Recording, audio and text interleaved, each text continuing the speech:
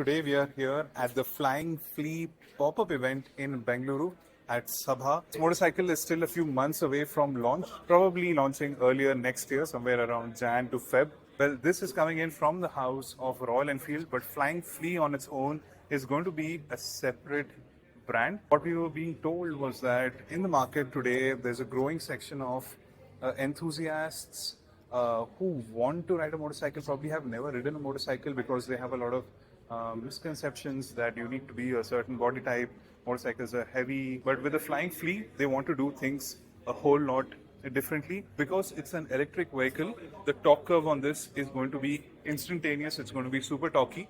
Although the brand hasn't revealed any power figures or any figures for that matter, but here, looking at it in the flesh, the fit and finish definitely looks incredible.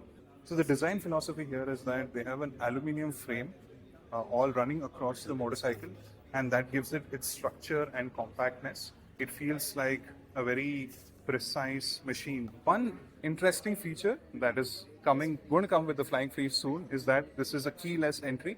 If you can come over here, I can just show you that to start this motorcycle, you wouldn't need a key. Just need to press this button and you're good to go. Comes with a circular dash similar to the Gorilla and the Himalayan 450s. But the new thing about this motorcycle is the switch gear is completely different, and these are not featured in any of the Royal Enfield lineups at the moment. So this probably gives you a sneak peek on what switch gears on new models of Royal Enfields may look like. Single seat here, but there is an option for dual seats. I think we're going to show that to you in a little bit.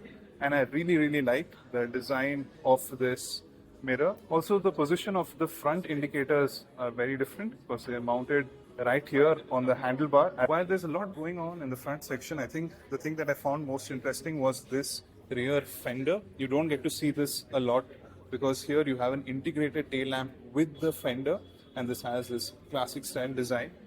So all in all, I felt that the Flying Flea is a very well put together product, and we are really excited to be here and be able to get a glimpse of this motorcycle. The future of Royal Enfield is moving to a different direction, and this is what we've been told is just the beginning.